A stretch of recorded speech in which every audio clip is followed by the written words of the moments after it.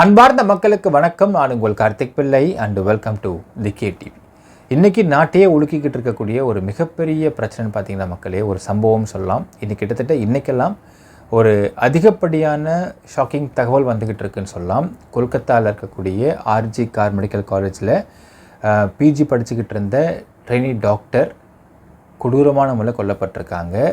அந்த கொடூரமான முறை அதுக்கான பேசிக்கான ஒரு போஸ்ட்மார்ட்டம் ரிப்போர்ட், ஒரு பேசிக் ரிப்போர்ட் வெளியாகிருக்கு மக்களே.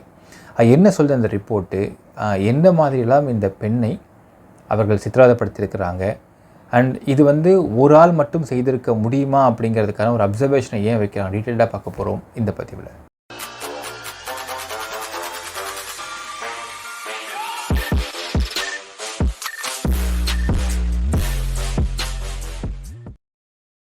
கொல்கத்தாவில் இருக்கக்கூடிய ஆர்ஜி கார் மெடிக்கல் காலேஜ் ஹாஸ்பிட்டல்ஸில் பிஜிடி செகண்ட் இயர் படிக்கக்கூடிய ஒரு டாக்டர், ட்ரெயின் டாக்டர், பெயர் வேண்டாம் மக்களே, ஏன்னால் அவங்க ரேப் கேஸ் போட்டிருக்கிறதுனால பெயர் வேண்டாம்.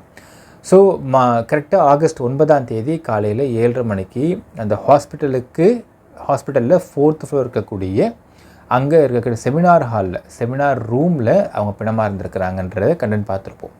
ஸோ அதை போன வீடியோ தெளிவாக பார்த்துருப்போம் மக்களே. இப்போ இந்த வீடியோ பார்த்தீங்கன்னா இந்த மாணவியை போஸ்ட்மார்ட்டம் செய்திருக்கக்கூடிய டாக்டர் கூட இருக்கக்கூடிய நபர் அவர் யாருன்னு பார்த்தீங்கன்னா டாக்டர் ராஜாதார் அப்படிங்கிற நபர் சிகே பிர்லா ஹாஸ்பிட்டலில் இருக்கக்கூடிய HOD and director of the pulmonology department, லங்ஸை பற்றி படிக்கக்கூடிய ஒரு டாக்டர், அவர் சொல்லிக் கொடுக்கக்கூடிய ஒரு டாக்டர் அவர். ஸோ அவர் என்ன சொல்கிறாரு அப்படிங்கிறதையும் ஃபஸ்ட்டு பார்க்க வேண்டும். ஏன்னால் அவர் சொல்லக்கூடிய அப்சர்வேஷன்ஸ் அப்படிங்கிறது அங்கே போஸ்ட்மார்ட்டம் பண்ண டாக்டர்ஸோடைய அப்சர்வேஷனாகவும் இருக்கிறதாக அவர் சொல்கிறார். பட் இதில் என்னென்ன ப்ரோஸ் அண்ட் கான்ஸ் இருக்குது அப்படிங்கிறதையும் நம்ம அடுத்த லாஸ்ட்டில் நம்ம விவரிப்போம் மக்களே. So first and foremost thing, எப்படி இந்த பெண் இறந்திருக்க முடியும் அப்படிங்கிறத இன்னும் டீட்டெயில்டு பிஎம் ரிப்போர்ட் வரல மக்களே. ஆனால் அந்த பேசிக் ரிப்போர்ட்டில் சில விஷயம்லாம் வந்திருக்கு, நான் படிக்கிறேன் உங்களுக்கு சொல்கிற மக்களே. The victim was throttled and smoothed, அதாவது அந்த பெண்ணை கழுத்தை நெரிச்சு அந்த பொண்ணு மூச்சு விட முடியாத அளவுக்கு அந்த பொண்ணை சித்திரவதைப்படுத்தி கொண்டிருக்கிறாங்க அப்படிங்கிற ஒரு பாயிண்ட் வருது. செகண்டு, அவங்களுடைய வயிறு, கால், அவங்களோட வெஜைனா, அவங்களுடைய லிப்ஸு, அவங்க நெக்கில் எல்லாத்துலேயுமே பார்த்திங்கன்னா இன்ஜுரிஸ் இருந்திருக்கு அப்படிங்கிறாங்க. அடுத்தது, அவங்களுடைய கண்ணில் ரெண்டுத்துலேயுமே அந்த கண்ணாடி குத்தி ரத்தம் ஊசோட் ஆகியிருந்திருக்கு. உதட்லேயும் ரத்தம் இருக்குது. உதட்டில் ரத்தம் இருக்கிறதுன்றது அவங்க அடித்து ரத்தம் வர வச்சுருக்கணும். அதேமாதிரி வெஜைனல் பார்ட் ரத்தம் இருக்குது அப்படிங்கிற விவரிச்சிருக்காங்க. அது ஜெனேட்டல் டார்ச்சர், அந்த பெண் உறுப்பில் அவங்க டார்ச்சர் பண்ணியிருக்கிறாங்க அப்படிங்கிற விஷயம் வெளியாகிருக்கு. அண்ட் இதனால் பெண் உறுப்பில் நிறைய இன்ஜுரிஸும் இருக்கிறது, ரத்தம் வெளியே வருதுன்றதும் சொல்கிறாங்க. அடுத்தது, அந்த பெண்ணுடைய தலையை செவுத்தில் போட்டு முட்டியிருக்கிறாங்க அப்படிங்கிற ஒரு தகவலையும் சொல்கிறாங்க. அடுத்தது, நெக் கார்ட்லேஜ் போன்ஸ் ஆஃப் ஸ்ட்ராங்குலேட்டட், அதாவது இந்த குரல் வலைன்னு சொல்லுவாங்க மக்களே, இதான் நெக் கார்ட்லேஜ்னு சொல்லுவாங்க. இந்த குரல் வலையை நெரிச்சிருக்காங்க, ஸ்ட்ராங்குலேட் பண்ணி அது உடைக்கப்பட்டிருக்கு அப்படிங்கிற தகவலையும் சொல்கிறாங்க. அடுத்தது, ரைட் ஹேண்ட் ஃபிங்கர்ஸ், வலது கை ஃபிங்கர்ஸ், அது முக்கியம் மிடில் ஃபிங்கர் இன்ஜுரி ஆகிருக்கு அப்படிங்கிறாங்க. அடுத்தது, விக்டிமுடைய வாயையும் தொண்டையும் கான்ஸ்டண்ட்டாக போட்டு அடித்துட்டே இருந்திருக்கிறாங்க. அந்த ஒரு ஸ்டிஞ்சன்ஸ் இருந்திருக்குது வாயிலையும் தொண்டையிலையும், ஏன்னா கத்தக்கூடாதுன்ற காரணத்தான் பண்ணியிருக்கிறாங்கன்றாங்க.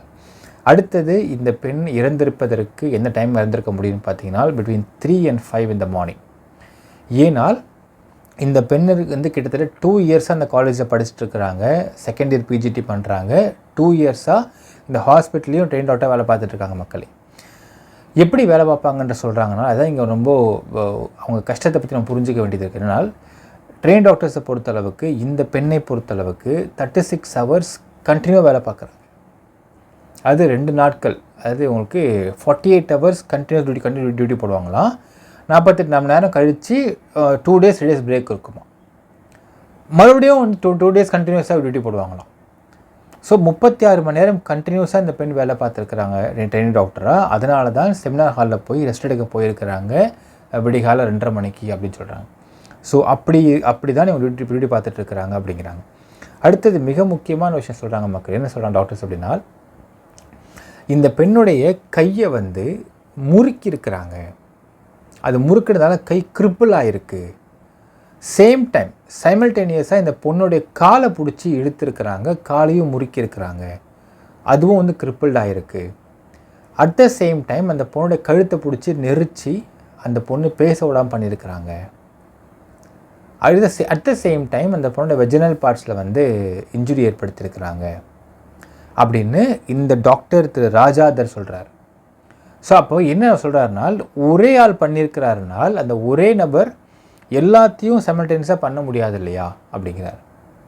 இப்போ நமக்கு என்ன சந்தேகம் வருதுனால், ஒரே ஆள் மட்டும் பண்ணாமல் உள்ளுக்குள்ளே அவர் இன்னும் வார்த்தை சொல்கிறாரு. அப்போ இதில் வந்து மோர் தென் ஒன் பீப்புள் இதில் வந்து அக்யூஸ்டாக இருக்க வாய்ப்பு இருக்குது. அந்த மோர் தென் ஒன் பீப்புள் அப்படிங்கிறவங்க அந்த ஹாஸ்பிட்டலில் உள்ளேயே இருக்கக்கூடிய ஆளாக ஏன் இருக்கக்கூடாது அப்படின்னு ஒரு சந்தேகத்தை முன்வைக்கிறார். இந்த அப்சர்வேஷன் அப்படிங்கிற அவங்க சொல்கிற வார்த்தை, அவரோட கிட்டத்தட்ட வயசானதாக இருக்கிறார் அவர், அவருடைய வாழ்நாளிலேயே இந்த மாதிரி ஒரு கொடூரமான கொலையை நான் வந்து பார்த்ததே இல்லை அப்படின்ற மாதிரி அவர் வந்து வர்ணிக்கிறார். ஸோ இது பிஎம் பண்ண டாக்டர் சொல்லியிருக்காங்க அப்சர்வேஷனில், இது கண்டிப்பாக ஒரு ஆள் பண்ணியிருக்க முடியாது, இவ்வளோ விஷயத்தை எப்படி அவன் கன்சிக்யூட்டிவாக பண்ணியிருக்க முடியும் அப்படிங்கிற விஷயம் சொல்கிறாங்க மக்களே. ரைட், இப்போ நமக்கு என்ன சந்தேகம், மிக முக்கியமாக சந்தேகம், இன்னொரு சந்தேகம் பார்த்திங்கன்னா, அந்த பெண்ணுடைய பிறப்புறுப்பில் 151 கிராம் வெஜைனல் ஸ்வாப் எடுத்திருக்கிறாங்க. அந்த வெஜைனல் ஸ்வாப்ன்றது ஒரு லிக்விட் மாதிரி இருக்கும், அந்த லிக்விட் வந்து வெள்ளையாக இருந்திருக்குன்றாங்க. இப்போ 151 கிராம் வெள்ளையான வெஜைனால்ருந்து ஒரு லிக்விட் எடுத்திருக்கிறாங்கனால் அது வந்து ஸ்பெர்மாக தான் இருக்க முடியும் அப்படிங்கிறது இவங்களுடைய அனுமானமாக இருக்கிறது. ஒரு 151 கிராம் ஆஃப் ஸ்பெர்ம் எடுத்திருக்கிறாங்க அப்படின்னால், இப்போ ஜென்ரலாக ஒரு ஆள் மட்டும் அந்த பொண்ணுக்கிட்ட வந்து ரேப் பண்ணுறனால ஒரு ஆள் வரக்கூடிய விந்தணுக்கள் அப்படிங்கிறது ஒரு 15 to 18 கிராம் தான் ஒரு முறைக்கு இருக்கும். இப்போ 151 கிராம் அப்படிங்கிறது கிட்டத்தட்ட 10 பேரோ இல்லை 9 பேரோ சேர்ந்த ஒரு விந்தணுவாக கூட இருக்க வாய்ப்பு இருக்குது. ஸோ ஒரே ஆளுக்கு அவ்வளவு amount of content of sperm வராது. அப்போது அத்தனை பேர் ஈடுபட்டிருக்காங்களா அப்படிங்கிற அடுத்த சந்தேகத்தையும் முன்வைக்கிறாரு டாக்டர் ராஜாதர். சரி மக்களே, இப்போது இந்த ஸ்வாப் எடுக்கப்பட்டிருக்கிற இந்த ஸ்வாப் அப்படிங்கிறது ஸ்பெர்ம் தான், அது இத்தனை பேர் ஸ்பெர்ம் கலந்துருக்கு அப்படிங்கிறதெல்லாம் இன்னும் கன்ஃபார்ம் பண்ணப்படலை. இந்த போஸ்ட்மார்ட்டம் ரிப்போர்ட்டுடைய அஃபீஷியல் டீட்டெயில்டு ரிப்போர்ட்னு வெளியாகலை. பட் இதை வந்து விசேராக்கு அனுப்பியிருக்காங்க. ஸோ விசேரா ரிப்போர்ட் வரதுக்கு குறைந்தபட்சம் 2 மாத காலம் வரைக்கும் ஆகிறதுக்கு வாய்ப்பு இருக்குது. அப்படி அங்கே போனால்தான் இது வந்து ஸ்பெர்ம் தானா, மனித விந்தணு, எத்தனை பேர் விந்தணு, என்ன டிஎன்ஏல இருக்குது, இது எல்லாமே கண்டுபிடிக்க வாய்ப்பு இருக்குது. ஸோ இது ஒரு பக்கம் இருந்தாலும் 151 கிராம் அப்படிங்கிறது வெரி ஹியூஜு, அது ஒரு ஆள் பண்ணியிருக்க முடியாது அப்படிங்கிற முதல் சந்தேகத்தை அங்கேருந்து ஆரம்பிக்கிறாங்க டாக்டர்ஸ். அடுத்தது இந்த கை வந்து கிரிப்பிள் பண்ணியிருக்கிறது, கால் கிரிப்பிள் பண்ணியிருக்கிறது, கழுத்து நெரிக்கப்பட்டிருக்கிறது, வெஜினால வந்து சைமல்டேனியஸாக வந்து அவங்களுடைய இதை பண்ணியிருக்கணும், அதை வந்து இன்ஜுரி பண்ணியிருக்கணும், இதெல்லாம் சேர்த்து வச்சு தான் இது மல்டிபிள் பீப்புளாக இருக்க முடியும் அப்படிங்கிற ஒரு அப்சர்வேஷனுக்கு வராங்க டாக்டர்ஸ். இன்னும் உறுதிப்படுத்தப்படலை. ஆனால் மக்களே, இங்கே ஒரே விஷயம்தான் நம்ம பார்க்குறோம் ஒரு இன்வெஸ்டிகேட்டிவ் ஆங்கிளில். இந்த சஞ்சோய் ராய் அப்படிங்கிற இந்த ஃபர்ஸ்ட் அக்யூஸ்ட், அரெஸ்ட் பண்ணப்பட்ட ஃபர்ஸ்ட் அக்யூஸ்ட்டு, இப்போ இந்த பெண் இறந்திருக்கிறாங்க, அந்த மாணவி மேலே ஃபுல்லாக ரத்தம் இருந்திருக்கு. அந்த ரத்தம் ஒரு துளி கூட கொலை பண்ணவங்க மேலே இல்லாமல் இருப்பதற்கு வாய்ப்பில்லை. அதே மாதிரி சஞ்சய் ராயோடைய ஷூஸில் பிளட் இருந்ததை வச்சு தான் அந்த பிளட்டை அந்த ஷூஸை கலெக்ட் பண்ணி அதை சீஸ் பண்ணியிருக்கிறாங்க போலீஸ். அப்போது சஞ்சய் ராய் இப்போ இந்த பெண் இறந்திருப்பது பிட்வீன் 3 and 5 அப்படிங்கிற டைம் கொடுக்குறாங்க டாக்டர்ஸ், போஸ்ட்மார்ட்டம் டாக்டர்ஸ். அப்போது 5 மணிலேருந்து 6 மணி வரைக்கும் தான் சஞ்சய் ராய் டியூட்டி முடியுது.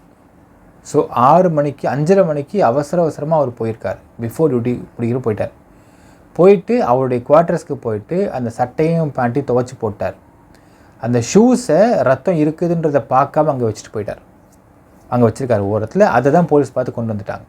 சரி, இப்போது இந்த ஹாஸ்பிட்டலுக்குள்ளே இருக்கக்கூடிய நபர்கள் தான் இதை ஹெல்ப் பண்ணியிருக்கிறாங்க, மல்டிபிள் பீப்புள் சேர்ந்து இதை கேங்கரேப் பண்ணிருக்காங்க அப்படின்னால், அப்போ இந்த ஹாஸ்பிட்டல் உள்ளே வர வேண்டும், இல்லை வெளியே போக வேண்டும்.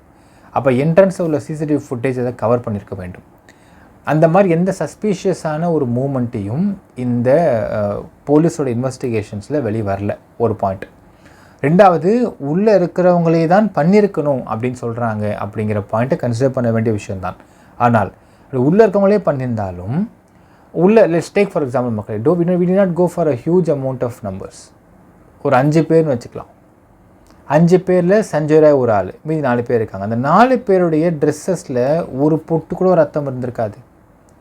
அப்போ அந்த ரத்தத்தோடு அவங்க கீழே போகிறாங்க அப்படின்னால் கீழே உள்ள ஒருத்தவங்க கூடவா அந்த ரத்தத்தை பார்த்துருக்க மாட்டாங்க, ஒருத்தவங்க கூடவா சஸ்பிஷியஸாக கேட்டிருக்க மாட்டாங்க.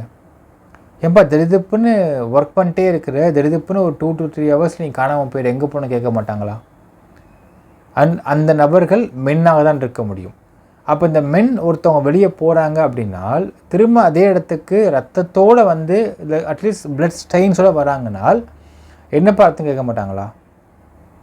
இல்லை எங்கே போய் அவங்க வந்து டக்குன்னு துணியை மாற்றிட்டு வர முடியுமா? இப்போ இவ்வளோ சந்தேகங்கள் இன்வெஸ்டிகேட்டிவ் ஆங்கிளில் இருக்குது மக்களே. ஸோ இது வந்து மல்டிபிள் பீப்புள் அப்படிங்கிறது அந்த 2 ஆஸ்பெக்ட் வச்சு சொல்கிறாங்க. ஒன்று 151 கிராம் ஆஃப் ஒயிட் லிக்விட், அந்த வெள்ளை லிக்விடு ஸ்பெர்மாக இருப்பதற்கு வாய்ப்பு இருக்குது அப்படிங்கிற ஒரு ப்ராப்ளத்தில் தான் சொல்கிறாங்க டாக்டர்ஸ். இன்னும் விசேரா போயிருந்தால் தான் அது ஸ்பெர்மான்றது கன்ஃபார்மாக தெரியும். 2வது ஆஸ்பெக்ட் பார்த்திங்கன்னா, இத்தனை விஷயம் இந்த பொண்ணை வந்து ப்ரூட்டலாக கொலை பண்ணியிருக்கிறது ஒரு ஆள் மட்டும் பண்ணியிருக்க முடியாது. ஸோ மல்டிபிள் பீப்புள் மல்டிபிள் வேலையை பார்த்தா தான் இதை பண்ணியிருக்கவே முடியும் அப்படிங்கிற அடுத்த ஆஸ்பெக்ட்லேயும் வந்து டாக்டர்ஸ் அப்சர்வ் பண்ணுறாங்க. பட் இன்வெஸ்டிகேட்டிவ் ஆங்கிளில் இன்னும் ஒன் மோர் திங், சிபிஐ வந்து உள்ளே வந்துட்டாங்க மக்களே. கல்கட்டாவோட சீஃப் ஜஸ்டிஸான திரு டிஎஸ் சிவஞானம் ஜே மற்றும் பட்டாச்சாரியா ஜே அவர்களுடைய ஆர்டரின் படி நேற்று இந்த வழக்கு சிபிஐக்கு மாற்றப்பட்டது. இன்றைக்கி மார்னிங் சிபிஐ 10 மணிக்கெல்லாம் அவங்க ஒரு எஃப்ஐஆரை பதிவு பண்ணிட்டாங்க.